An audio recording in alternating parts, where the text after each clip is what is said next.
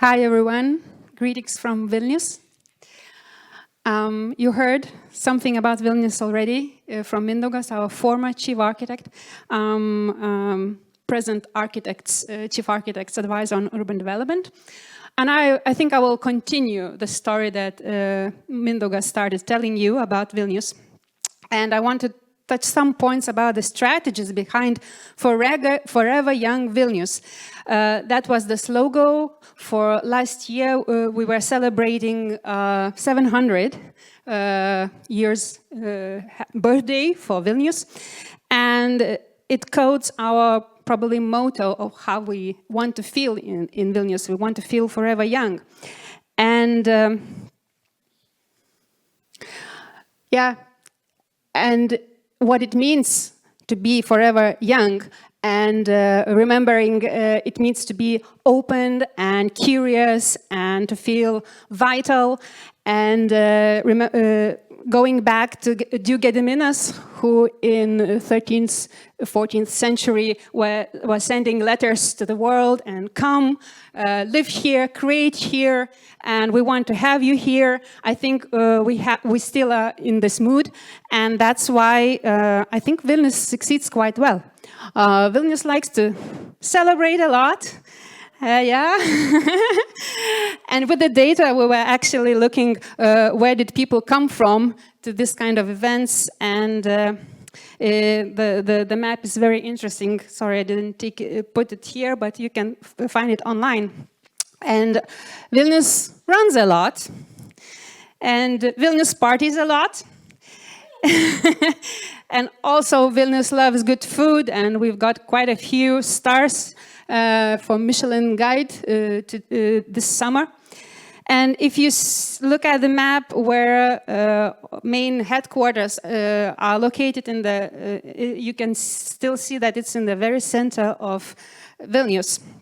And but when you look into data where the majority of people live, so the majority of people live in the northern part of Viļņas, and all the fun is in that red spot. But the central zone is this red line around. So there's still potential to grow and to scale this wonderful lifestyle that we have in the very old town, and where Mindaugas was selling the views for €1 million and etc. Not everyone has that million, but we still want to have a quality life. And our approach is to balance the city, and we've created some rules, guidelines for keeping the quality of architecture. And at first it was 10 rules, now we are shrinking to 9, but in general it's about understanding, appreciating and respecting the context where you create. It means that understanding not only physical context, but also cultural, historical, social, and that's where data comes in. And we really require developers to look into that data, to understand it, and to base and create based on those insights that they gain. Another thing is like to sustain connections, and the priority is for pedestrians and cycling and public transport routes. And also it's very important to create consistent and mixed urban character. So you can't do that if you don't look into data and see what's going on around and what kind of functions you have. And that's where we need open data.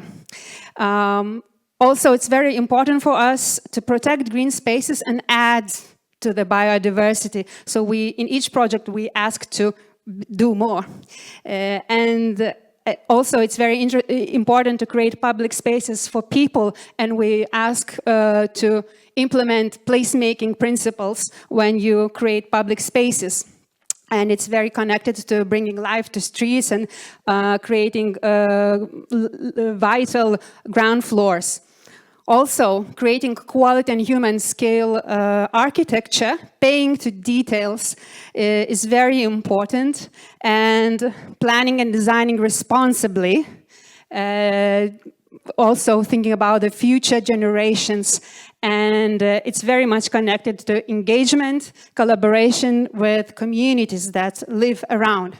So talking about the potential that Viļņas still has, so we see those quite big zones of post-industrial territories that we are planning to transform in the manner of 15-minute city. And there's a lot of space to be filled in with quality life, and balancing having more affordable housing in the center is very important to us too. Also, you saw this, this is a good example of how post-industrial site was transformed, and Mindaugas talked about it, and we want to scale this example in other territories too. And this is one of the territories. It's at the moment it belongs to Lithuanian Railways, and they are moving away, and they want to give the land to the city, to the developers, and now we are in the process of thinking about coding it and pay attention. There will be an international urban competition for the site, and you are very welcome to take part in it. And also another potential is repurposing state-owned administration property. As a capital, I'm sure you have this too. You have a concentration of public institutions, and we have this along Gediminas Avenue, a lot of them. And this is one of the examples what happened. Former Lukiškės prison, it's huge. Complex, 18,000 square meters, were turned into multifunctional culture hub, and it brought a lot of life in that Gediminas Avenue, which really lacked vitality, especially after working hours. The second project that is coming up is a campus of state institutions. Actually, all ministries, the majority of ministries are planning to be relocated here. So we'll have a lot of nice buildings, former ministry buildings, in the market, and really hope that how they will be repurposed, it will bring more life into city center. Yeah, it's coded like it must be open 24/7 and green, and first floors must serve for the public and for the city. Another strategy that's very important for the historical center is the historical center management plan. And for the upcoming next 2 years, we'll be preparing a special plan for this territory. But the main aspects is like really preparing for resilient strategies and balancing the hard surfaces and more greenery into historical center, which is really a challenge when we talk about heritage, but we discuss it and we think it's really possible.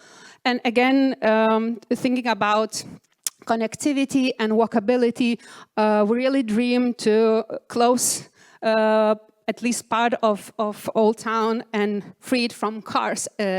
So we'll see how we succeed. But this concept of greening the streets and bringing life to it and creating connections to the outer city zones is very important. And our aim is to decentralize this cool lifestyle and to create strong sub-centers in all the Viļņas city to have. And how we do it now at the moment, we are doing a very big social anthropological analysis. And we are trying to understand the identity of each part of Viļņas. I think we have never done such big analysis before. We are analyzing open data a lot of data from various angles, and the next stage will be a very big survey of citizens, and the third stage will be already creating workshops with each neighborhood, analyzing the data and talking about what we understood about different parts of Viļņas. But we believe that understanding the identity of different districts is very important, because that's how you can code the values that are somewhere in the air and create rules how you develop and how you distinct one district from another. And that's how you can create that genius loci, what you have in the very, very center. So we also are preparing a lot of master plans for different Soviet districts, and we are preparing a strategy for community centers in those districts. And community engagement is a big part of it. So we talk a lot, we encourage to take responsibility for your space a lot.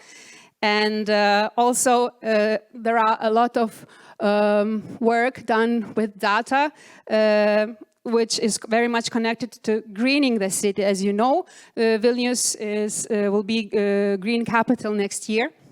And we are at the end of preparing a Green City Action Plan. And we have the program of Climate Neutral Viļņas 2030. And we are in the process of implementing ISO standard for sustainable cities and communities. So it's a lot, but this green part is very important because it's very much connected to the lifestyle that we feel that our young generation is ready for, is demanding for, and they are really not thinking about cars anymore. So we must prepare the very good platform, the very attractive city for them in the future. Thank you.